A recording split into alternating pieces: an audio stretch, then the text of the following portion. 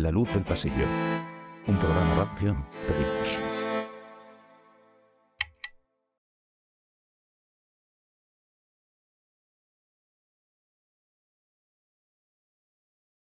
Bienvenidos y bienvenidas, mal que les pese a algunos, a una nueva edición de La luz del pasillo.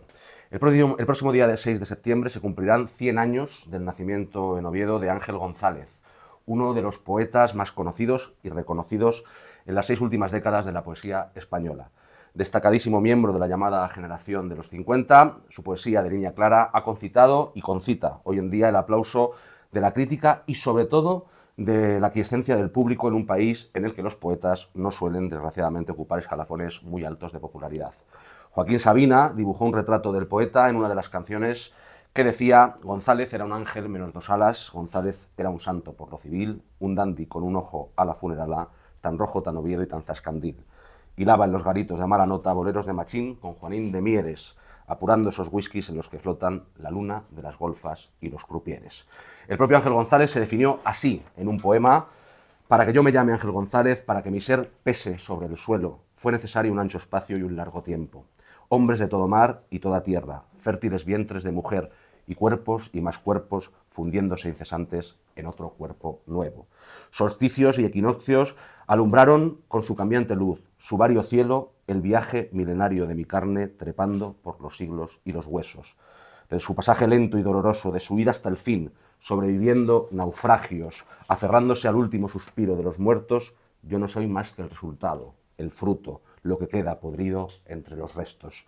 Esto que veis aquí, tan solo esto, un escombro tenaz que se resiste a su ruina, que lucha contra el viento, que avanza por caminos que no llevan a ningún sitio. El éxito de todos los fracasos, la enloquecida fuerza del desaliento. Ese, además, es el subtítulo de este programa: Ángel González, la enloquecida fuerza del desaliento. Encendemos un día más la luz del pasillo para alumbrar los rincones de la vida y obra de un poeta sin el que no podría explicarse la evolución poética de los últimos decenios de la poesía española. Para ello, nos acompañan 2 mujeres que conocen la obra de Ángel González y que además son compatriotas, si me permitís la expresión, del poeta. A mi derecha, Rocío Acebal, que nació en Oviedo en 1997, que estudia doble grado de Derecho y Ciencias Políticas en la Universidad Carlos III de Madrid, que desde 2014 es editora de la revista Mare Magnum y que ha publicado el poemario Memorias del Mar en 2016 y colaborado en antologías poéticas diversas, que además recibió el Premio de Poesía y Perión de 2020 por Hijos de la Bonanza. Muchas gracias, Rocío, por estar con nosotros en La luz del pasillo. Y la primera pregunta que te quería hacer era precisamente, pues para ti, como asturiana, como poeta, como conocedora de la obra de Ángel González, ¿qué significa su obra y su poesía? Significa todo. O sea, significa ese primer poeta que te impresiona, que te lleva de alguna forma a la poesía. O sea, yo creo que el primer recuerdo, digamos, poético potente que tengo es este poema maravilloso de Ángel González, que es Me basta así, que lo leería, pues, no sé, con 15, 16 años. No era temario de selectividad cuando estudié, pero ahí lo leí. Y claro, es que dice exactamente lo que mi yo adolescente querría haber dicho en ese momento de su novio de aquella. Que era: si yo fuese Dios, haría un ser exacto a ti, te repetiría, te probaría la manera que los panaderos cuando prueban el pan. Es maravilloso. Y creo que además representa muy bien a Ángel González, porque ese poema que te deslumbra con 16 años te sigue acompañando y tú sigues leyendo. Entonces Ángel González dice: si yo fuese Dios, querría ser Ángel González para quererte tal como te quiero. Y descubres que en realidad es eso, que yo no quiero ser otra persona, que es una cosa que quizá ves más de mayor. Yo no quiero ser Dios, quiero ser yo misma y querer como yo quiero. Entonces, creo que ese deslumbramiento, que puede ser como Me basta así o con cualquiera de otros infinitos poemas inagotables de Ángel González, es lo que marca muchísimos poetas asturianos. Bueno, pienso en Laura, pienso en Rodrigo Lai, o poetas, muchos poetas jóvenes nacidos fuera de Asturias, Lola Tórtola, Guillermo Marco Remón. Creo que la impronta que ha dejado Ángel González en la poesía española es inmensa. Bueno, hablaremos de su impronta y hablaremos de su estilo, hablaremos de muchas más cosas. A mi izquierda, Laura Casillas, que ya estuvo con nosotros en la primera temporada, si no recuerdo mal, hablando de la Isla del Tesoro, nada menos, que nació en Pola de Siero, también asturiana, en 1986, que es licenciada en Periodismo por la Universidad Complutense de Madrid, que tiene máster en Estudios Árabes e Islámicos Contemporáneos, que es licenciada también en Filosofía por la UNED, y que ha publicado varios poemarios, como Soldado que huye en 2008, Los idiomas comunes en 2010, que fue Premio de Poesía Joven Antonio Carvajal, antes hablábamos de este premio, y Premio Nacional de Poesía Joven en 2011. Luego en 2014 Las señales que hacemos en los mapas, colabora en La Marea, La Madeja, Atlántica 23, La Tribu y Iberoamérica, en muchas cosas. Fue una de las fundadoras, además, del portal de información sobre la vida árabe, Aish, no sé si lo he pronunciado bien. En cualquier caso, además tiene entre sus muchos libros, el último es Más adentro, en letra versal, recientemente publicado en 2025. Así que muchas gracias, Laura, por estar también en La Luz del Pasillo hoy. Y la pregunta pues tiene algo que ver con la que ya le hacía Rocío, pero en otra línea. ¿Qué es para ti el legado y la fuerza mayor de la poesía de Ángel González? Pues mira, yo estoy para empezar muy impresionada con esto del centenario, ¿no? Parece que eso lo solemos asociar a algo que queda bastante lejos en el tiempo, y para mí Ángel González sigue siendo un poeta muy vivo y muy de ahora, ¿no? Entonces me sorprende esto, y me ocurre además como a Rocío, que volver a pensar en su obra y volver a leerle es un viaje en el tiempo personal, ¿no? Para mí también es uno de esos primeros poetas que me impresionaron y a los que leí por voluntad propia, ¿no? De los primeros libros que cogí de la estantería familiar, me llevé a mi habitación y dejé la luz del pasillo encendida hasta tarde por profundizar en lo que decían. Creo que el hecho de que sea esto para muchas de nosotras ya tiene algunas de las claves de cuál puede ser esa impronta, también por cómo eso es así independientemente de cuáles hayan sido los caminos que sigamos luego, ¿no? Hemos aprendido la poesía desde unas coordenadas a veces tan cerradas, desde un campo tan limitante, en el que las etiquetas parecían preguntarnos todo el rato, bueno, ¿y tú de quién eres? Que yo encuentro como mucho consuelo y una casa amable en esas escrituras en las que nos podemos reconocer muchas, sea cual sea el camino que hayamos seguido luego. Muy bien, pues vamos a abrir el programa con, como siempre, una conversación que nos lleve un poco por donde vayamos viendo entre todos y todas. Y la primera cuestión, precisamente al hilo un poco de lo que decíais, es una pregunta que me gustaría haceros, es si consideráis que Ángel González, quizá una de las razones, luego hablaremos de su vigencia posterior y actual, es un poeta de la adolescencia, es un poeta muy de ese primer influjo de las primeras lecturas de un lector o lectora de poesía. Creo que es un poeta amable para el lector adolescente, pero no creo que sea un poeta de adolescencia. Es un poeta que cultiva una claridad y una aparente sencillez, creo que aquí el aparente es muy importante, que permite que cualquiera, prácticamente cualquiera, pueda acceder a su poesía. No tiene hermetismo, pero me vais a permitir que es como una cebolla, o siendo un poco más finos, es como si tuviera estratos. Tú llegas y pelas la primera capa, estupendo, te ha encantado ese poema, pero luego siempre puedes profundizar algo más. Pienso, tú lees Ciudad Cero y encuentras una experiencia de la guerra única, desgarradora y que te llega desde la primera lectura. Si lo lees quizá unos años más tarde, con unas lecturas más, empiezas a ver esa relación, por ejemplo, con su generación, y piensas en Jaime Gil de Viedma y en Intento formular mi experiencia sobre la guerra. Entonces entiendes tanto su poema como el de Jaime Gil de Viedma de una forma mucho más completa. Y eso es cierto para toda la obra de Ángel González. Entonces es un poeta que es, creo, ideal no solo para los adolescentes, sino para quien quizá no se haya iniciado tanto en el mundo de la poesía, pero es un poeta que te acompaña desde entonces hasta el último libro. Estoy de acuerdo con lo que dice Rocío, y creo también que es un poeta de nuestras adolescencias. Yo no estoy muy segura de si la gente más jovencita que se inicia ahora en la poesía recibirá una obra como esta de la misma manera que nosotras, ¿no? Pero, ¿qué significaba la poesía para unas niñas de los 80 o de los primeros 90? Pues es que había muy poquito al alcance que nos pudiera apelar y que nos pudiera interesar, ¿no? La poesía era algo que desde la escuela y los libros de texto parecía un lenguaje ajeno, lejano, codificado, que había que hacer cábalas para entrar en él, ¿no? Y entonces cuando efectivamente de pronto te encontrabas en los estantes de casa o de la biblioteca y en las casas asturianas, creo que este era uno de los libros que había, ¿no?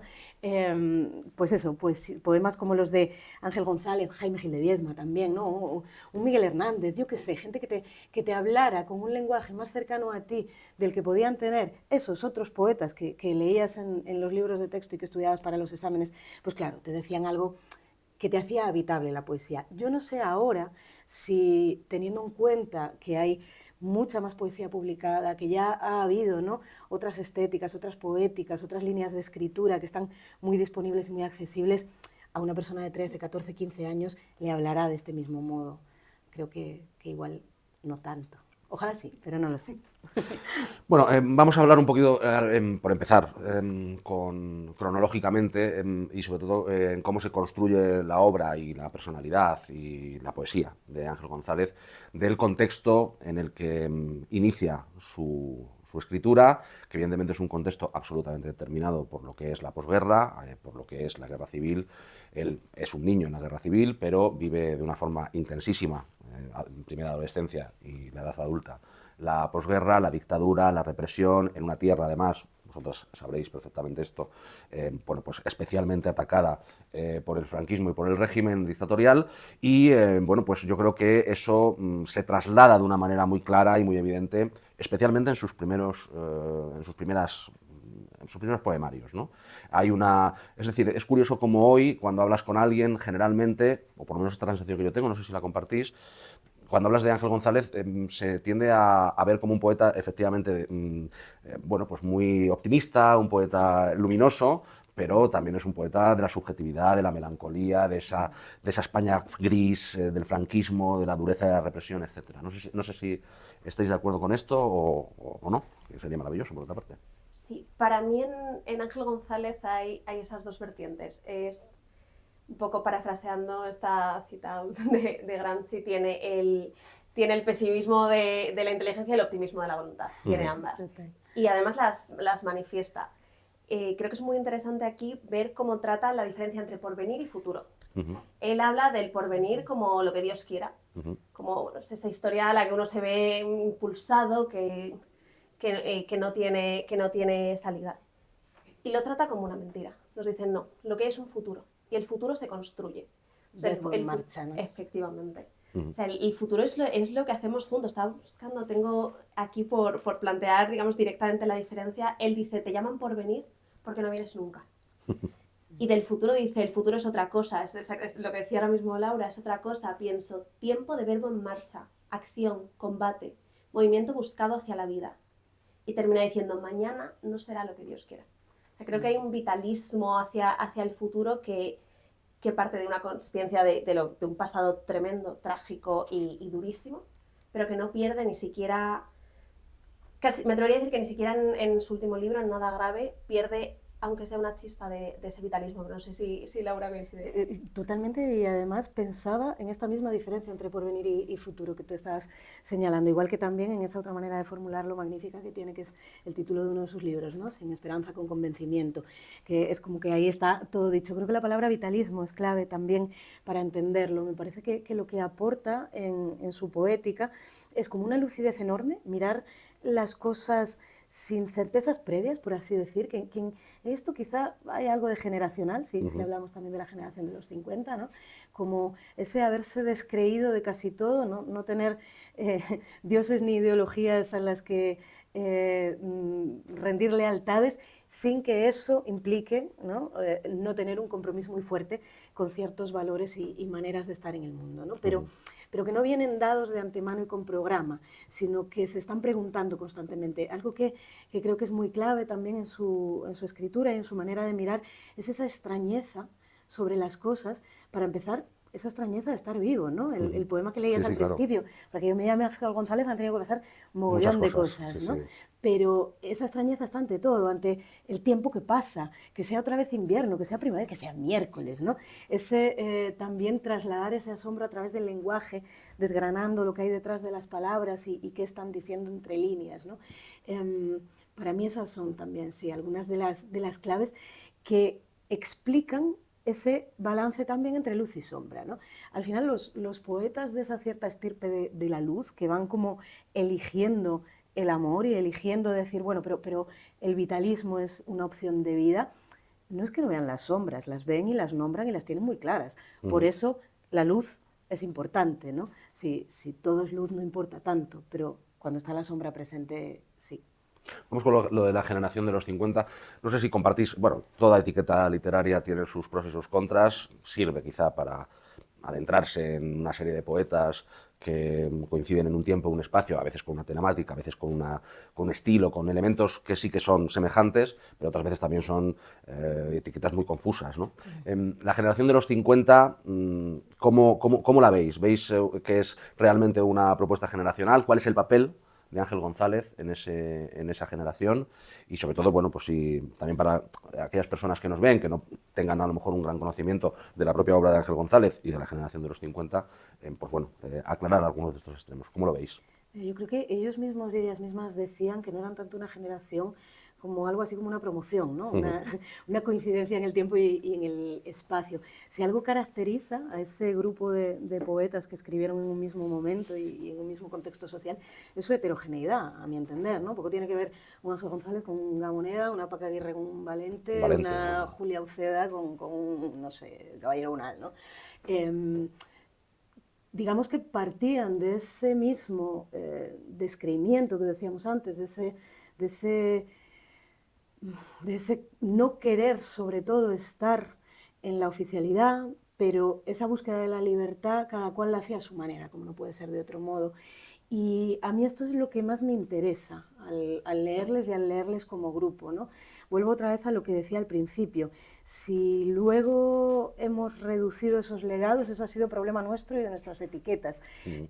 Pero ahí había el germen de una diversidad enorme que creo que se parece más a la que podemos tener ahora mismo como lectoras y como escritoras que mucho de lo que ha pasado entre medias, ¿no? Ahí yo creo que sí que había muchísimas búsquedas que lo que tenían en común era eso, buscar. No sé cómo lo ves tú, Rocío. Estoy totalmente de acuerdo. Creo que efectivamente hay puntos comunes, pues esa referencia en Machado, que es referencia literaria y referencia política natural de ese momento de posguerra, pero desde luego es una generación muy rica y sí, yo creo que quizá el enlace principal es más histórico, más vital y experiencial que propiamente literario. O sea, son poetas que han tenido experiencias en un tiempo común. Vuelvo a lo que decía ahora mismo, Ciudad Cero y trato de formular mi experiencia sobre la guerra. Son dos poetas que hablan de experiencias radicalmente distintas sobre la guerra. Claro, es decir, la experiencia de ese Ángel González de familia represaliada, de ese Ángel González que vivió es una palabra fuerte, pero la humillación del derrotado cuando a su hermana no le dejaban ejercer como maestra, se tuvo que ir lejos cuando por fin la dejaron, su madre tuvo que convertir su casa en una pensión en la que a menudo hospedaba a los vendedores. O sea, esa experiencia que de forma radicalmente distinta tienen cada uno de esos poetas, sí que conforma una serie una especie de manto que sobrevuela, pero cada uno es riquísimo a su manera. Bueno, claro, además yo creo que efectivamente, o sea, sí que hay un elemento pero que es efectivamente de contexto histórico, sociopolítico, podríamos llamar, ¿no? Que es la primera generación que vive el franquismo y que no tuvo que no vivió, digamos, en un sentido protagonista la guerra civil, ¿no? O sea, que son posteriores precisamente a eso, y por tanto su relación desde la crítica al régimen no tiene que ver tanto con el exilio y con no estar como con convivir con él y estar dentro de sus entrañas, ¿no? Por así decirlo. Y evidentemente yo estoy muy de acuerdo con vosotras, esto me gusta, aunque también me gusta mucho que haya polémica, pero estoy muy de acuerdo. No estar de acuerdo. Sí, me gustaría más no estar de acuerdo, pero bueno, en que desde luego es una etiqueta que es interesante a la hora de juzgar su contexto, pero que es muy poco interesante a la hora de afrontarlo literariamente. Desde la poesía hasta otros géneros, es decir, yo qué sé, García Hortelano, o sea, hay mucho entorno ahí que no se termina de entender como una generación poética muy concreta, con unas líneas muy claras, etcétera, etcétera, ¿no? Pero sí que hay una serie de autores y autoras, esto sí quería hablar, que yo creo que, y Ángel González quizás es el capitán, junto a lo mejor con Gil de Viedma, en iniciar una poesía que es radicalmente novedosa en el ámbito de la poesía española, al menos, que tiene que ver con el estilo y con la línea, ¿no? En esto estamos de acuerdo, es decir, que inauguran una nueva forma de afrontar la poesía y también la relación con el lector o la lectora, menos gongorina, menos compleja, menos cargada de referencias o de estilos barrocos anteriores. No estoy del todo, Muy bien, no estoy del todo de acuerdo. estupendo. No. Creo, quizás en Ángel González las referencias son menos explícitas, pero si vamos a Jaime Gil de Biedma llega a meter versos en francés Sí. que son directamente traslados pues, de Rimbaud, por ejemplo. Sí que creo que es una poesía que sin pretender que se note que es listísimo el que la escribe, que ha leído un montón, tal, que eso es una cosa que cuando la lees da mucha rabia y se nota. Es una poesía que claramente tiene unas raíces muy profundas en la tradición. Pues justo en el homenaje, por ejemplo, a Antonio Machado, y es quizá una línea muy machadiana de los dos Machados. O sea, creo que hay mucho de Antonio y de Manuel Machado en toda la generación de los 50. Pienso, yo personalmente me gusta muchísimo los dos, pero particularmente Manuel Machado. Y esa retranca, esa ironía, esa claridad que ya se veía ahí, se sigue viendo en los 50. Entonces, hablar de innovación no me gusta, pero porque no me gusta, creo que nunca. O sea, nunca ha habido innovación. Nunca cuando hablamos de una innovación adanista. O sea, creo que no podemos pensar, que para mí por lo menos la poesía se construye ahora sí sobre estratos. Y en todo lo nuevo siento que siempre de alguna forma puedes encontrar la raíz de lo que había antes. Hombre, evidentemente, claro. Nadie empieza de cero. Eso solamente un partido político que lo dijo. Yo no soy filóloga, entonces mis visiones sobre este tipo de cuestiones son puramente de lectora, ¿no? Estoy intuitivamente de acuerdo con lo que dice Rocío. Creo que lo que hacen estos poetas es algo así como coger muy bien el aire y el lenguaje y los ritmos de su tiempo, y que eso es lo que los hace diferentes de otros anteriores, en una especie de renuncia a ciertas retóricas o a ciertas convenciones, y a liberar un poco la poesía de algo que la podía estar lastrando un pelín, ¿no? Pero eso lo venía haciendo mucha gente, y eso en todos los siglos y en todas las décadas, ¿no?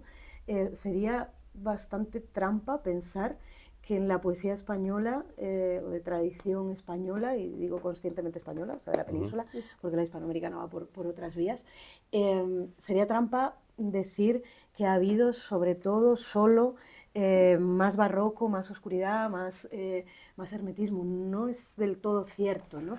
Entonces, claro, sí que hacen algo que es novedoso en cuanto a la voluntad comunicativa, al poner importancia sobre lo cotidiano, al fijarse en lo pequeño, ¿no? Pero creo que eso tiene algo así de aire del tiempo, y que sí que bebe de lugares anteriores, empezando por los Machado, como decías, pero yo qué sé, es que hasta en el romanticismo español puede haber claridad bastante cristalina, ¿no? No sé, no solo hay... Yo creo que la línea clara siempre ha existido. Sí. O sea, siempre ha habido una línea oscura y una línea clara dentro de las tendencias, también una vez más usando etiquetas y reduciendo mucho, ¿no? la realidad poética de cualquier tiempo y incluso de cualquier poeta que evoluciona también, e incluso en un mismo libro puede jugar a dos barajas, ¿no? Pero yo a lo que yo quería llegar es a si estáis de acuerdo en que con la generación de los 50 nace la llamada poesía de la experiencia en España, y que eso supone una ruptura o no bueno, pues ahí sí, con una tradición que no es exactamente, ni mucho menos, a mi juicio, la machadiana, ¿eh? O sea, ni la de Manuel ni la de Antonio. O sea, yo ya os digo, para generar polémica, que a mí la llamada poesía de la experiencia es el mayor cáncer que ha tenido la literatura poética española. O sea, en cuanto a concepto, en cuanto a concepto, no en cuanto a autores, que creo que ha habido autores bastante razonables y muy interesantes. Yo creo que uno de los mayores problemas que ha tenido la literatura española, que hemos mamado todas nosotras, es esa etiqueta, no esa corriente. Las etiquetas son lo contrario a la poesía, ¿no? Sí, sí. Y entonces haber querido englobar bajo un nombre muy a menudo usado para denostar todo un abanico de poéticas y de maneras de escribir, pues bueno, creo que también ha sido un poco trampa, porque es una etiqueta comercial más que otra cosa, no es ni siquiera, yo creo, igual corrígeme Rocío, pero yo creo que no es ni tan filológica como comercial y de crítica más periodística y de otro tipo, ¿no? Entonces, creo que ahí nos hemos encasillado mucho y que eso ha pesado. Si nace o no nace de este momento de escritura y de autores como Ángel González, Jaime Gil de Biedma y otros, pues no lo sé, se beberá de aquí, se beberá de muchos otros sitios, ¿no? pero como decíamos antes, yo creo que en estas poéticas había el germen de muchísimas cosas y sale de aquí la poesía de la experiencia, quizá, pero salen también tantas otras escrituras tan diversas que bajo ese imperio de las etiquetas han quedado invisibilizadas, que porque no se plegaban a ellas no las hemos leído, porque no se han publicado, porque no se han reseñado o porque no han estado en la boca de quienes mandaban qué era lo que había que leer, ¿no? Claro. Entonces, el problema han sido determinadas editoriales y determinadas voces críticas que han elegido hablar solo de eso. Mientras tanto, se estaban haciendo muchísimas cosas interesantísimas. Imponer un solo modelo, ¿no? En muchas ocasiones. No sé, yo es que he leído y he escrito bastante desprendida de todo eso, yo creo. No sé. ¿Cómo hay que hacerlo? Yo tampoco soy filóloga, con lo cual el punto de las etiquetas me cuesta un poco más. Pero eso, yo creo que es una etiqueta más de la crítica que de la Yo también filología, lo creo, la de sí. la poesía de la experiencia. Pero sí, vamos, yo estoy de acuerdo con Laura, es que creo que las etiquetas nos deberían de dar como lectores un poco igual. O sea, pero pues dentro de la misma generación del 50, te puede gustar un poeta del 50 y otro no tanto. Claro, claro. Pues, a mí me encanta Ángel González, a Goiti solo lo he leído y no lo releo todos los años. Ángel González sí. Ángel González vuelvo constantemente, a Gil de Viedma vuelvo constantemente, a Carlos Barral no tanto. ¿Son la misma línea poética? Bueno, la verdad Sería discutible. es complicado. Entonces, podemos encuadrarlos todo en una etiqueta en la que dentro de esa etiqueta todo nos tiene que gustar y nada, o todo tiene que ser razonablemente cercano a nuestro gusto y fuera de esa etiqueta nada. Claro, lo que pasa es que esa etiqueta lo que hace es configurar dos bandos, ¿no? De las dos Españas, como siempre. Y no solamente en cuanto a los que, a aquellos que se incorporan o se sienten o se adueñan a veces incluso de la línea de la poesía de la experiencia o de esa corriente, sino también la reacción. Y lo que supone también en otro lado de poetas que a lo mejor, a mi juicio, hubieran sido, no quiero mencionar a nadie, pero que hubieran sido mucho mejores poetas si no hubieran tenido una voluntad diletante tan excesiva precisamente para salirse del camino de la poesía de la experiencia, ¿no? Bueno, los novísimos, o sea, es decir, que genera una cosa y la contraria, ¿no? Es que es un rollo pensar desde ahí, ¿no? De tener el campo delimitado de antemano y lo que decíamos antes, ¿y tú de quién eres, no? Como quién vas a escribir. Hombre, es que la poesía es lo contrario a eso. Lo interesante de la poesía es hacer una búsqueda, ver hasta dónde se puede estirar el lenguaje, hacer algo distinto de lo que hiciste antes, hacer algo distinto de lo que aprendiste, de lo que te dijeron que era poesía, ¿no? Entonces, eso que ahora hemos englobado como poesía de la experiencia, las primeras veces que se hizo sería interesantísimo porque era una búsqueda. Cuando se convierte en una fórmula y en una máquina de churros, que es la que te permite ganar premios y publicar en determinadas casas, pues es que el interés se diluye, ¿no? Porque ya es un lugar cómodo en el que, bueno, pues puede ocurrir algo que te puede interesar más o menos, pero que a mí concretamente no es lo que me gusta de la poesía, que lo que me gusta de la poesía es la sorpresa, es el hallazgo, es el asombro, es el relámpago, ¿no?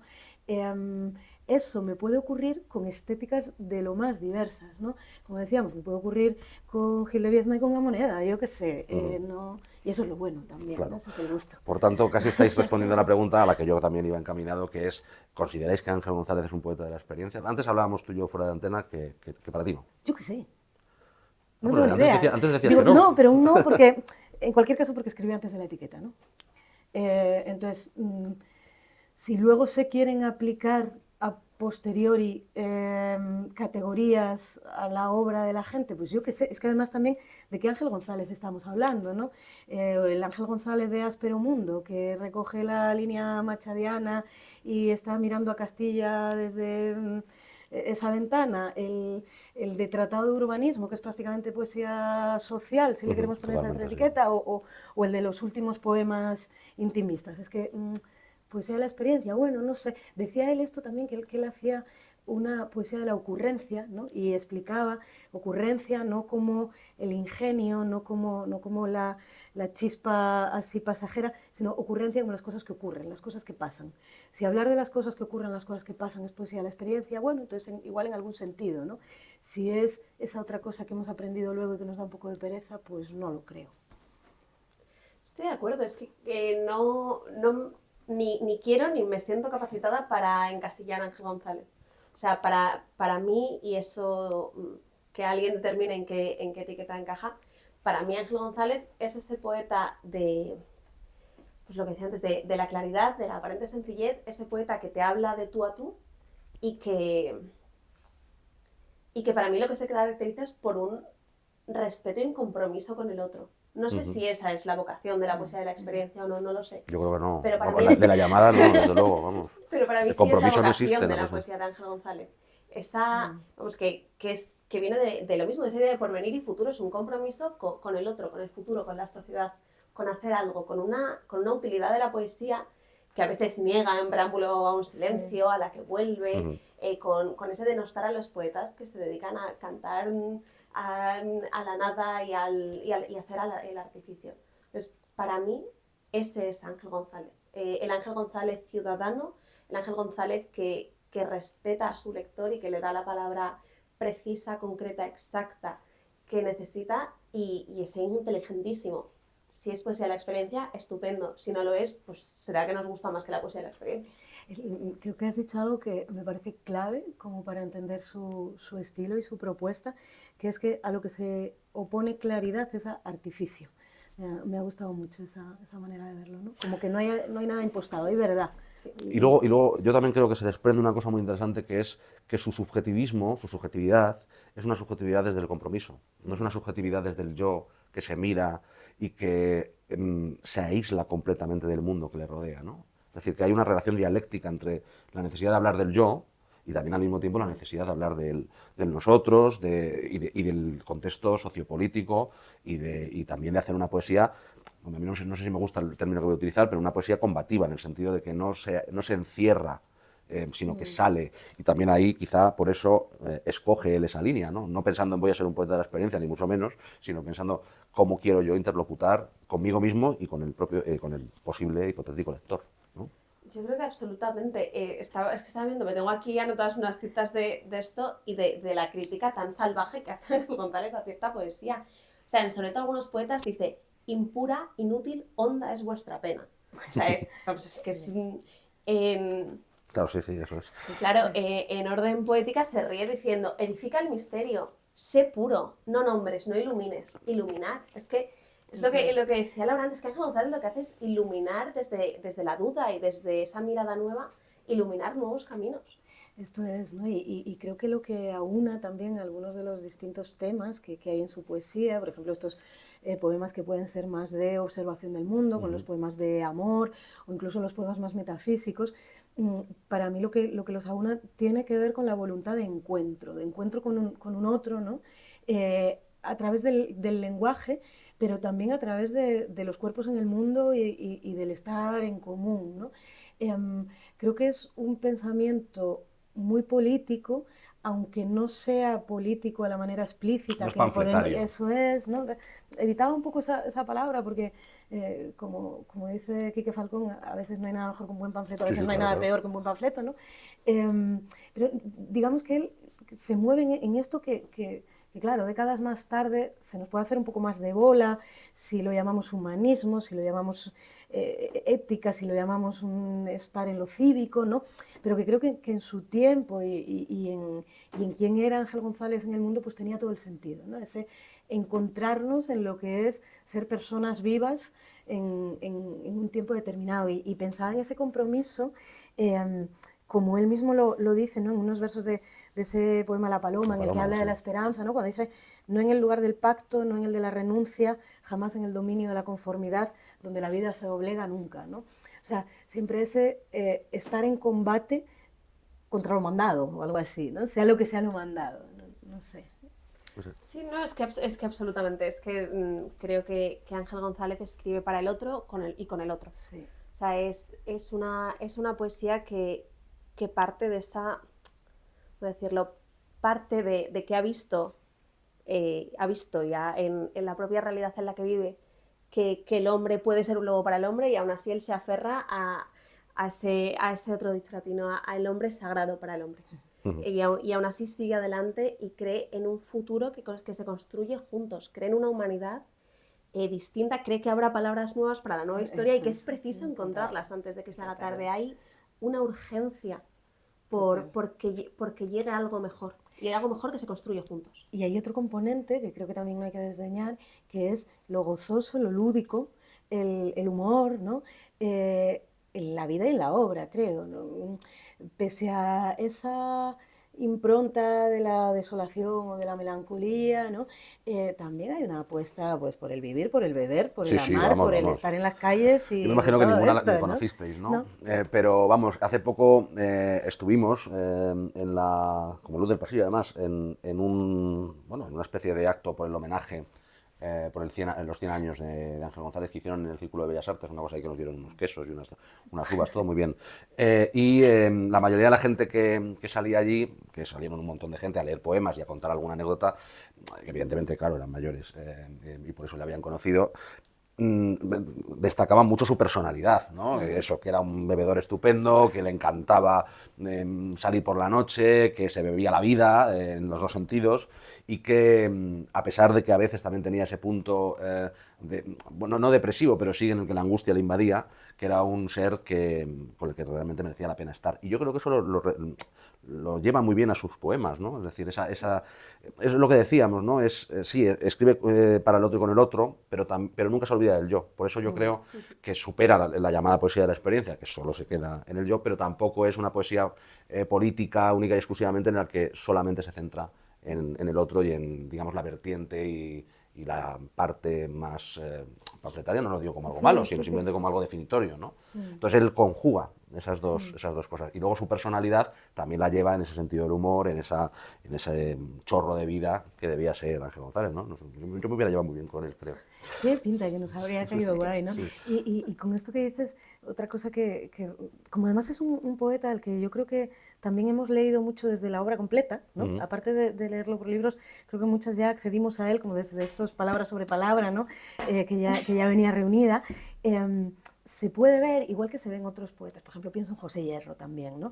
Esa voluntad de ir explorando vías posibles, ¿no? Que entra por aquí, mira a ver qué pasa si se va al soneto, mira a ver qué pasa si se asoma a la ventana, mira a ver qué pasa si se mira adentro, ¿no? Y no tiene como miedo a ir adentrándose en esas poéticas posibles y como entrando y saliendo, ¿no? Y a veces conjugando, pero a veces jugando a determinadas técnicas o a determinados estilos. Creo que esto es también algo, bueno, que sí, que le puede caracterizar un poco ese juego y esa visita a territorios, ¿no? Pienso también en esos poemas de uno de los libros más, no de los últimos, pero cuando ya está en Estados Unidos, ¿no? Y empieza a hacer esas estampas estadounidenses, que también son de pronto como que entran otras cosas ahí en juego, bueno. Sí, y creo que además eso es quizá un aprendizaje Sí, y una lección para la poesía de hoy, que parece que hay esa idea de que tienes que escribir un libro y entonces proceder a mejorar todo el rato tu mismo libro. O sea, y que al final has escrito un mismo libro, larguísimo, Eso es, sí. pero el mismo. Y no, nos dice, no, sal de aquí. No recuerdo ahora mismo cómo se llama, pero en un momento dice, escupe en el verso. O sea, esas lecciones vitales de Ángel González creo que nos las podríamos aplicar hoy absolutamente. Bueno, ahí también, o sea, me gusta que haya salido Pepe Hierro, que para mí es un poeta fabuloso, vamos, o sea, un poeta... Yo creo que más, que jugó más, que Ángel, o sea, y entró en más cosas y se metió en líos mucho mayores. También llegaba lo suficiente después como para jugar más, ¿no? Puede ser eso, efectivamente, pero bueno, tenemos que hacer un programa sobre Pepe Hierro en algún momento, porque es un poeta que, curiosamente, es verdad que yo creo que hubo un boom, me salgo un momento para hablar de Pepe Hierro, pero yo creo que hubo un boom cuando murió, y con Cuaderno de Nueva York hubo como una especie de boom, pero que a raíz del paso de los años me da la impresión de que, sin embargo, mientras que Ángel González, no sé, habría que preguntarle a Visor, pero creo que sigue siendo un poeta más o menos, bueno, dentro de la poesía, siempre, un poeta bastante leído. Pepe Hierro yo creo que está muy olvidado. Hablo de lo que sería, digamos, las librerías, ¿no? No sé, es mi sensación y me da mucha pena. Tuvo el cincuentenario también recientemente. Sí, pero no sé, me da un poco de pena eso porque me parece un poeta de lo mejorcito que hemos tenido. Bueno, vamos a, digamos, ya a la obra, aunque han salido constantes referencias. Un poco me gustaría que, insisto, siempre pensando en personas que solo lo conozcan un poco o directamente que no lo conozcan, un poco cómo definiríais la evolución, la obra en el conjunto de Ángel González, sin necesidad de ir libro por libro ni mucho menos, pero sí como una especie de dibujo de friso general que quisiéramos trasladarle a nuestras escuchantes. Es toda una pregunta. Sí, lo sé. Haced el mayor ejercicio de síntesis que podáis. Coincido absolutamente en la idea de la experimentación, vamos, para mí las claves de Ángel González es que siguen siendo esa claridad, sí es algo que se mantiene constante, que se va acrecentando seguramente, pero se mantiene constante, que es ese uso del humor, tanto como en una forma que creo que es muy asturiana, que es de casi de vergüenza o de, bueno, me río de mí mismo y así tampoco nadie se puede reír de mí y digo una verdad, pero la digo como con la ironía y parece algo menos. Entonces, para mí eso, también porque ha sido fundamental en mi propio entendimiento de la poesía, esa ironía que, por ejemplo, hay en Autobiografía, saludando a las cucarachas, o sea, es algo que además es modernísimo. Sí, sí. Y que creo que sí que está desde Áspero Mundo hasta Nada Grave. Otra cosa que creo que también es una constante y que comentaba antes ahora es el vitalismo, que es que de Áspero Mundo, incluso con todos los poemas que uno escribe muy joven y muy trágico, hay algo de luz y eso se mantiene. Y en Nada Grave, que es un libro durísimo y de ya esos últimos años y una visión desde el final de la vida muy, muy complicada, aún así de repente te dice, lo que tengo ahora sería suficiente si durase. O sea, ese punto de luz que siempre hay, para mí es una constante de la obra de Ángel González fundamental. Sí. Yo me acordaba, pensando estos días y releyendo antes de venir aquí, que hay un poema de Ángel González que es el primero que yo me aprendí de memoria. Cuando tenía 10 o 11 años nos pidieron en la escuela aprendernos un poema, el que fuera, de quien fuera, y por alguna razón yo elegí un poema de Ángel González, a mi entender un poco raro, que es el de Símbolo, que es de Sin Esperanza con Convencimiento, que es este que empieza diciendo símbolo, oscuro disfraz del destino, 8 quiere decir amor, 9 quién sabe, ¿no? Y bueno, es un poema que a día de hoy yo me sigo sabiendo de memoria, porque me lo aprendí entonces, y sigo preguntándome qué quiere decir, ¿no? Porque de algún modo me parece que está su poética ahí, ¿no? Por un lado le tira bif al simbolismo y al esto que dice, ¿no? Las palabras, las cifras ocultan la verdad, no te puedes fiar de nada, ¿no? Pero al mismo tiempo respeta hasta sus versos finales ese poder que tiene la imagen y que tiene lo no del todo dicho para convocar, ¿no? Porque acaba diciendo el agua clara significa espera, restos de luz en el atardecer, olvido, ¿no? Entonces, para mí, creo que lo que me cautivó entonces, que es esa especie de intento de equilibrio entre la claridad y el enigma, ¿no? Es un poco lo que también le define, porque creo que no somos del todo justas tirando solo por la vía de la claridad, porque esto para alguien que nos esté viendo y que no lo haya leído, ¿no? Le podría dar una idea equívoca, no renuncia a la imagen, a la sugerencia y a lo no dicho, ¿no? Lo que pasa es que tiene, yo creo, una fuerte voluntad comunicativa, y creo que tiene una fuerte voluntad comunicativa porque está intentando decir cosas que le importan mucho sobre el mundo, ¿no? Como rescatar eso que es urgente y que tiene que ser dicho a quienes están también ahí y a quienes vienen después. Hay momentos en los que se dirige, ¿no? Por ejemplo, a los jóvenes, se dirige a los conciudadanos, ¿no? Decía antes que me parece un poeta muy lúcido, me parece un poeta muy inteligente, que mira y lee bien lo que tiene alrededor.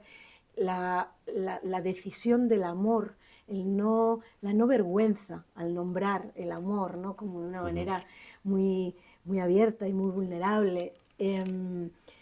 Ese uso del humor que decíamos antes, ese compromiso que decíamos antes, y más en lo formal creo que hay algo que es fundamental también, y que es lo que hace que yo me siga acordando de un poema que me aprendí de memoria hace 30 años, que es el ritmo. Tiene un ritmo que flipas. La musicalidad. Bueno, la musicalidad, la importancia de la música en varios sentidos, ¿no? En el temático, bueno, sí. en su imaginario, pero es que claro, forma parte de esas generaciones que todavía tenían las métricas clásicas súper incorporadas, que te hacían un soneto bien y podían jugar con él, ¿no? Pero es que luego cuando no lo hace, y aunque lo que habita como ecosistema sea el verso libre, es que tiene un ritmo dentro, ¿no? Que bueno, pues eso se te queda ahí. Sí. Completamente. Yo creo que quizá el rasgo estilístico, por así decirlo, no sé, también son palabras un poco gruesas, pero a mí lo que más me gusta de Ángel González, que no es mi poeta preferido en absoluto, pero me gusta, es su musicalidad. Me parece que tiene una capacidad sonora, su poesía muy notable. Y por lo que decías, quizá ese encuadramiento en una línea muy clara de Ángel González, ¿no creéis que puede ser porque los poemas más conocidos son quizá los más conocidos, me refiero a los que los que se leyeron el día ese de las uvas y el queso, o cuando se hace, o cuando alguna vez, que por lo menos cuando yo estudié, sí venían los libros del bachillerato de Ángel González, no sé si sigue estando, siempre eran los poemas más de línea clara, más sencillos, no lo sé, quizás es por eso. Puede ser, porque al final, bueno, son los que es más fácil que se popularicen, por así decir. Luego tenemos también el disco, ¿no?, que hizo Pedro Guerra con él, que hay algunos que los oímos con música, y también son, claro, para musicar a veces se opta, ¿no?, por los que van a ser más sencillos, pero por ejemplo está también en ese disco uno de mis favoritos personales totales, ¿no?, que es el Donde pongo la vida, pongo el fuego, de mi pasión volcada sin salida. Ese no es necesariamente un poema tan claro, es un poema muy de imagen, ¿no?, y es, yo qué sé, bellísimo, y es un soneto y es una cosa bellísima, que te acompaña también un poco como mantra personal, ¿no? No sé. Es fundamental lo que decías de que cuando hablamos de claridad, en realidad creo que estamos hablando de voluntad comunicativa, de que efectivamente incluso en los poemas que no son tan estrictamente claros, no hay oscuridad. O sea, creo que quizá más que claridad, lo que no hay es realmente oscuridad en Ángel González. O sea, las imágenes son todas luminosas, o sea, luminosas no... Sí, no en el sentido positivo. No en el sentido positivo, como sino transparentes, ¿no? transparentes, Sí. te llevan a algún sitio. Ángel González en todos sus poemas te lleva a algún sitio. Quiero pensar que al sitio al que él quiere llevarte. Eso sí es relevante, es relevante. Pero efectivamente no es relevante. Pero en ningún poema te deja indiferente. Vamos encarando ya la última recta de esta conversación. Bueno, me gustaría hablar primero cómo valoráis o cómo evaluáis la influencia posterior de Ángel González. Cuando digo posterior me refiero pues, a los poetas, poetisas que han ido surgiendo después de él y la influencia que haya podido tener en ellos, y sobre todo a la vigencia actual de Ángel González. Ahora parece que cuando te celebran el centenario es como para jubilarlo ya definitivamente, ¿no? Lo último que hacemos por alguien, hacemos todos los boatos del centenario y luego ya, pues ya es un poeta para los libros de texto y poco más, ¿no? Pero ¿por qué 100 años después de su nacimiento, 20 casi, decir muchos de su fallecimiento, a alguien, insisto, que lo conozca poco o mucho, le recomendemos que siga leyendo Ángel González porque tiene vigencia, porque tiene interés, y también la influencia posterior fuera de él en otros sujetos que han escrito poesía? Tiene vigencia y tiene relevancia, que no siempre es lo mismo. Es un poeta que sin duda ha influido en las generaciones posteriores, en los que ahora son un poco maestros de la poesía española, pero vamos, incluso lo que decíamos en los cantautores, es que Pedro Guerra musicando, Joaquín Sabina, en poetas como Luis García Montero, en poetas más jóvenes, pues como los que mencionaba antes, Rodrigo Lai, Lola Tórtola, es una influencia creo que muy palpable, muy clara, pero además de eso es que es un poeta del que creo que tenemos que seguir hablando, que todos estos rasgos que hemos ido comentando y sobre todo su faceta política en el sentido del entendimiento es fundamental ahora mismo. Creo que Ángel González es un poeta que desde toda su obra, sin ser tibio, porque en ningún momento es tibio, no hay creo que ninguna duda tras leer su obra de su historia, de su inclinación política, él mismo en su poesía en cátedra. Fue un compañero de viaje del Partido Comunista, vamos, claramente. O sea, no anduvo poco comprometido nunca. Por supuesto, pero es un compromiso que se traspasa a lo universal, si lo queremos decir ahí, sin caer en la tibieza, y que nos lleva a hoy en un contexto muy polarizado, en un momento en el que parece que la tendencia no es a entenderse con el otro, a abrazar al otro y construir un futuro juntos. Es un poeta extremadamente importante para entender la relación con el otro y para entender cómo podemos construir un futuro y no dejarnos al porvenir. Total, estoy completamente de acuerdo. Creo que es una poesía muy vigente precisamente porque ese componente político de su escritura no era coyuntural. Intentaba de alguna manera trascender eso coyuntural, aunque observase mucho su momento y su lugar. Sí. Pero encontraba esa otra cosa que tiene que ver como con los clics de la pedantería de la condición humana, ¿no? Pero un poco esto, al final, del qué hacemos cuando nos enfrentamos a la violencia, qué hacemos cuando nos enfrentamos a la miseria o al horror o cuando tenemos miedo, frío, hambre, ¿no? Entonces, claro, eso sigue súper vigente y creo que de algún modo encima hay algún paralelismo en cuanto a la falta de certezas, la dificultad para mirar hacia el futuro, el panorama político en el que no hay por dónde cogerlo, no hay barco al que subirse, ¿no? Creo que hay algo ahí en lo que podemos reconocernos en estas búsquedas casi de tabula rasa, de vale, lo que hemos probado no nos ha servido, pero habrá palabras nuevas para la nueva historia y es preciso encontrarlas antes de que sea tarde, ¿no?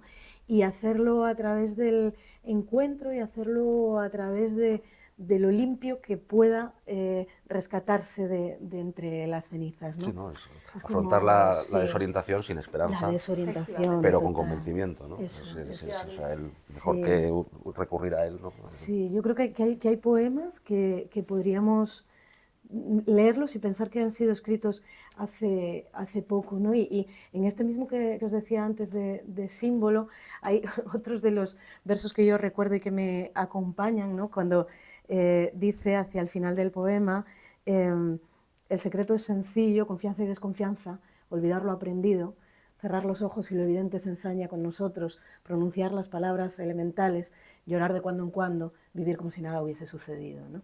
Esto a mí me parece que son como, no sé, brújulas que siguen absolutamente vigentes. Yo pienso mucho en ellas, por lo menos. Bueno, y ya para terminar, antes de entrar en la biblioteca de Carballo, precisamente quería preguntaros un libro o incluso un poema, o dos o tres, que os hayan marcado, incluso si os animáis a leerlo, ya que habéis traído ambas palabras sobre palabra, pero no es obligatorio, no quiero yo meter a nadie, que no a todo el mundo le gusta. Pero bueno, un libro, también pensando en lo que decíamos antes, o una serie de poemas de estos que bueno, que siempre vuelves a ellos, ¿no? O que constantemente los revisas. Yo como libro, efectivamente, yo también me acerqué a Ángel González en obra completa. Así, pum. Pero, y además, de bolsillo. Bueno, hombre, oye. Pero quizá más que la obra completa, pensando en alguien que se acerca por primera vez, a mí me gusta mucho este libro de Cátedra, que es una edición del autor, se llama Poemas, de Ángel González, que tiene además unas breves páginas introductorias de Ángel González hablando de su propia poética, muy, muy breves, muy certeras, interesantísimas. Entonces, esto me parece el libro para empezar a leer Ángel González. Y en poemas, sin duda, yo volvería, por supuesto, a Me basta así, pero como Ángel González es infinito, también hay otro poema al que vuelvo constantemente, que tiene que ver precisamente con esa herencia machadiana, que es Camposanto en Coyure, que me resulta desgarrador todas y cada una de las veces que lo leo, y discurso a los jóvenes, por coger un poco un campo un poco diverso, porque esa muestra de la ironía y de cómo traer... lo primero, de cómo saltarse la censura. Sí, que claro, en un momento, no sé si es en este mismo libro en el que dice que ese poema, si pasó la censura, es porque los censores son exactamente lo que nosotros pensábamos, o sea, no muy espabilados. Y efectivamente, leyendo el poema no cabe duda de que cualquiera con dos dedos de frente habría visto una durísima crítica al régimen en él. Entonces, no os voy a leer todo porque tampoco... Pero si os parece bien, leo Me basta así y leo Camposanto en Coyur. Estupendo. Genial. Lo he dicho muy alegremente, pero tenerlo con tantos posits significa que lo mismo. Entonces, Leo primero Camposanto en Coyur, que lo muy bien. antes. Camposanto en Coyur. Aquí paz y después gloria. Aquí, a orillas de Francia, en donde Cataluña no muere todavía y prolongan carteles de toros a Ceret y de flamenco show, esa curiosa España de las ganaderías, de reses bravas y de juergas sórdidas, reposa un español bajo una losa. Paz y después gloria. Dramático destino, triste suerte morir aquí. Paz y después perdido, abandonado y liberado un tiempo, ya sin tiempo, de una patria sombría e inclemente. Sí, después gloria. Al final del verano, por las proximidades, pasan trenes nocturnos subrepticios, rebosantes de humana mercancía. Mano de obra barata, ejército vendido por el hambre, paz. Otra vez desbandada de españoles, cruzando la frontera derrotados, sin gloria. Se paga con la muerte o con la vida, pero se paga siempre una derrota. ¿Qué precio es el peor? Me lo pregunto y no sé qué pensar ante esta tumba, ante esta paz. Casino de Canet, Spanish Gypsy Dancers. Rumor de trenes, hojas, ante la gloria esta de reseco laurel, que yace aquí, abatida, bajo el ciprés erguido, igual que una bandera al pie de un mástil. Quisiera a veces que borrase el tiempo los nombres y los hechos de esta historia, como borrará un día mis palabras que la repiten siempre tercas, roncas. Este poema está escrito, vamos, en homenaje a Machado, que murió fuera de España, que murió en el exilio, cuya madre sucedió unos días después. Es esa reivindicación del poeta en una reivindicación, de nuevo, eminentemente política, que eminentemente nos habla de un pasado que sucedió durísimo, que sucedió de la manera en la que Ángel González lo cuenta. Un pasado injusto y este poema a día de hoy nos lo pueda recordar y nos lo pueda traer con toda su dureza, me parece la mayor muestra de la vigencia de su poesía. ¿Laura? Qué maravilla. Yo, en cuanto a recomendación de libro, tampoco sabría exactamente qué decir, porque, bueno, yo en realidad ni siquiera tengo muy claro cuál fue la primera lectura, ¿no? O por qué orden fui, ni nada, porque con este libro me hice luego, ¿no? Cuando ya vine a Madrid, no expolié el otro de la casa familiar, podría haberlo hecho, pero no lo hice, y entonces este ya es como con el que me hice después, ¿no? Para las relecturas, pero en mi mente está todo como un poco mezclado, entonces me sumo a tu idea, Rocío, de empezar por alguna de las antologías, ¿no? Y me parece muy buena idea esta, que es su propia selección y con sus palabras introductorias.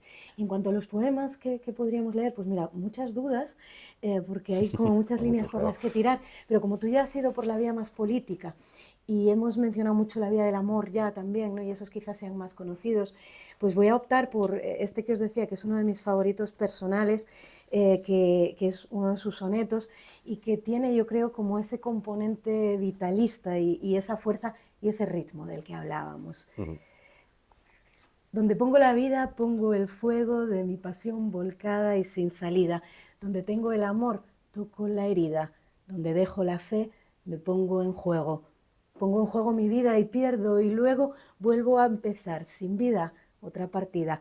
Perdida la de ayer, la de hoy perdida, no me doy por vencido y sigo y juego lo que me queda, un resto de esperanza. Al siempre va, mantengo mi postura. Si sale nunca, la esperanza es muerte. Si sale amor, la primavera avanza. Pero nunca, oh amor, mi fe segura. Jamás, oh llanto, pero mi fe fuerte. La Biblioteca de Carballo.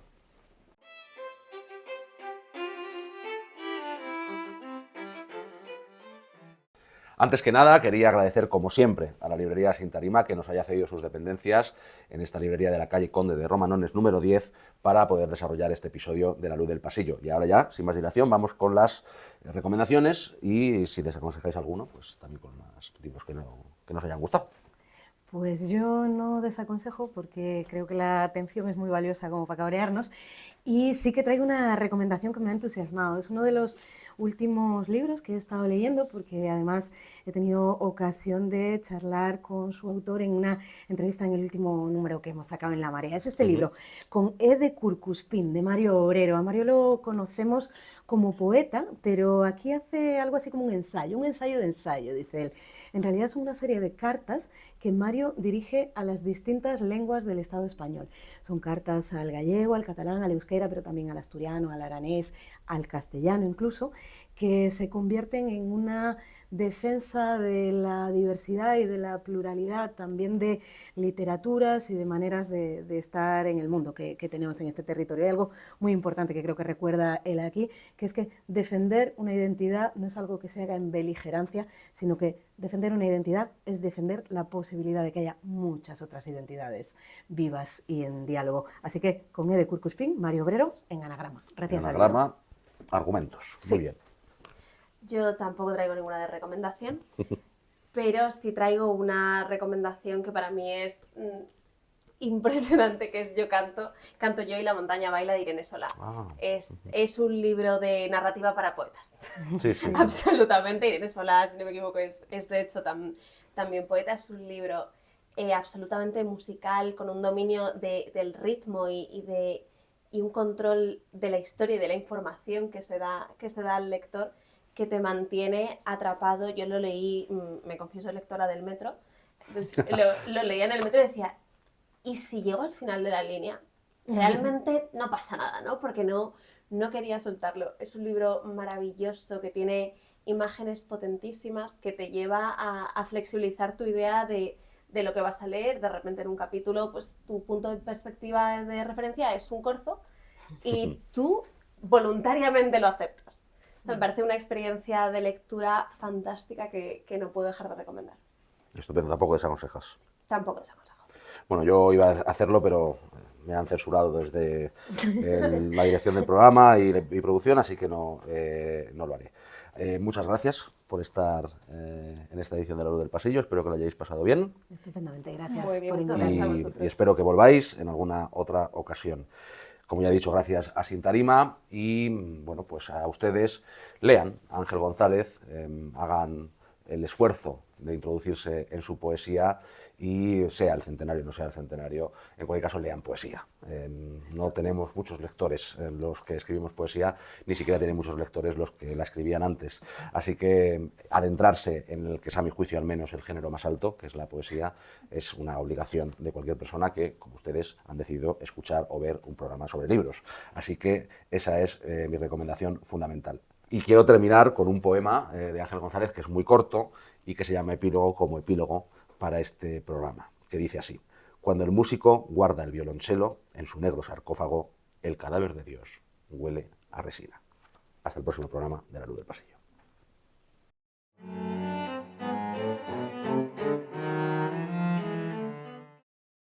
Hola, ¿qué tal? Buenas tardes. Desde Sintarima Libros os recomendamos hoy este libro de Anne Bogart, o Anne Bogart, como se pronuncie. Es una directora de teatro americana de la City Company. Y bueno, ya sabéis que aquí estamos especializados en teatro, en arte, en cine, y este es un pedazo de libro. Son reflexiones, ensayos sobre la pertinencia de hacer arte, artes escénicas o cualquier tipo de arte en nuestra sociedad aquí, ahora, y qué tienes tú que contar en este mundo, ¿no?